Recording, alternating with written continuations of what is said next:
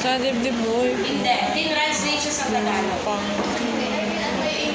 Narinig ko na yung kanta ng Mas Hindi ko alam kung may English na version. Mas gabi. Go search nyo. Okay. Kautusan ka kagawaran bilang 24 ni Nagdaan ni Kalim Alejandro Roses at nagputos na simulan sa taong paaralan 1963 to 1964 mga certificate of diploma na magtatapos sa ipalimpang sa wikang Pilipino. Ito yung dahilan kung bakit yung mga diploma na meron kayo ngayon ay nasa wikang Tagalog.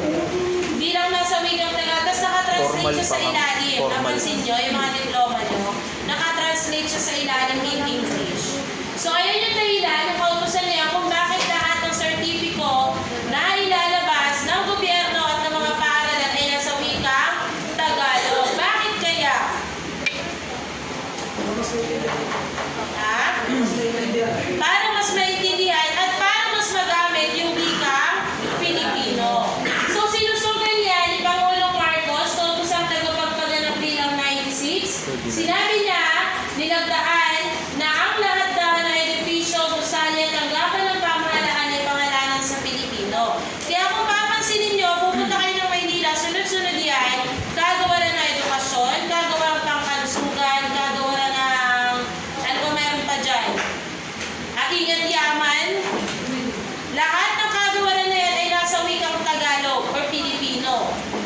Bakit? Kasi gusto niya sabihin, gusto niya iparating sa mga Pilipino na meron na tayong sariling wika. Hindi na tayo dapat gumagamit pa ng wikang Ingles. Kasi before, lahat ng department ay nasa wikang Ingles. Kaya pansinin niyo lahat, maging sa ospital.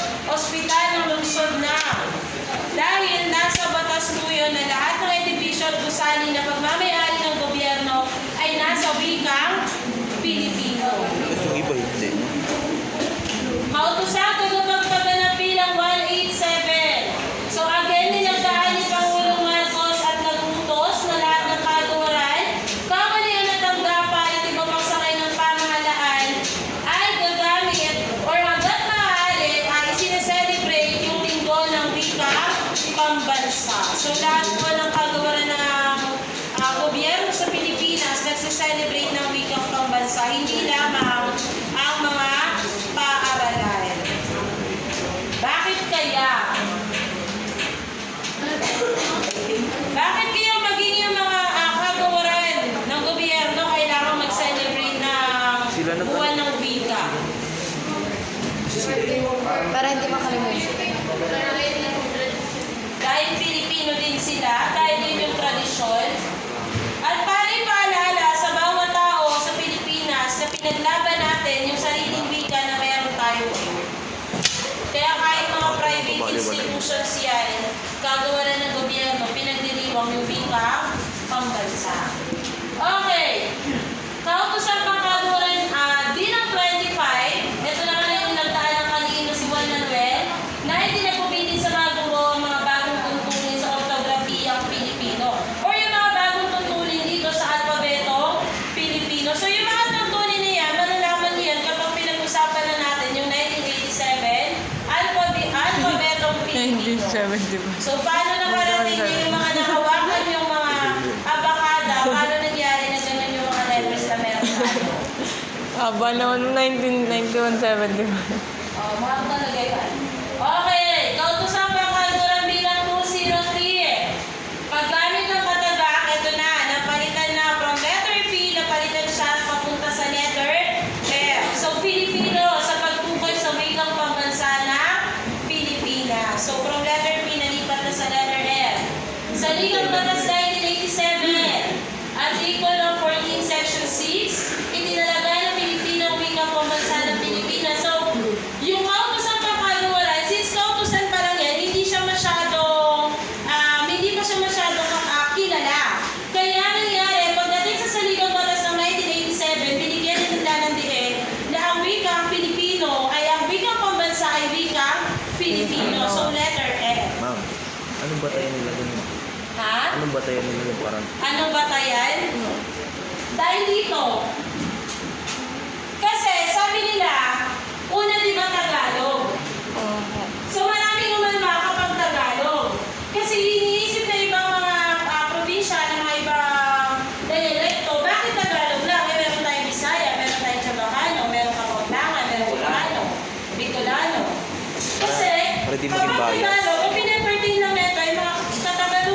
Hindi maging bias, So, ma'am. nalipat, Pilipino. Oh, so, pag Filipino, So sabi niya, okay, sige, lipat natin, Pilipino.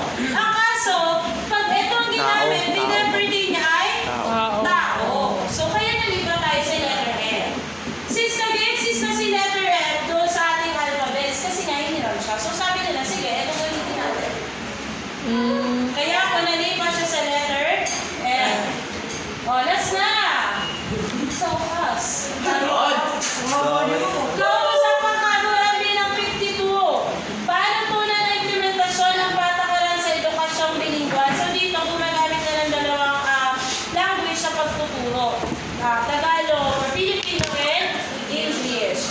So proklamasyon bilang 1041. Dito naman, nilagdaan ni Pangulong Fidel V. Ramos na nagtakda ng buwan ng Agosto ay ang buwan ng wikang pambansa. So before,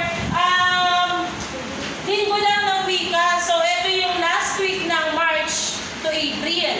Ngayon, ang ginawa ni Fidel V. Ramos, inisang buong buwan niya na buong Agosto ay buwan ng wika pambansa. So nabutan niyo ba yung before? Ewan ko kung nabutan niyo. Dati hindi buwan ng wika, linggo ng wika. Oho. Kasi 1 week lang. Ngayon, buong buwan ng wika. So, nabutan niyo yun. Dahil ni Fidel V. Ramos nagbago yung pag-celebrate ng buwan ng wika. Okay, so, alam niyo na. Madami yan. Good luck sa semis. Semis ko ba? Sana hindi kami malaglag. Kasama yan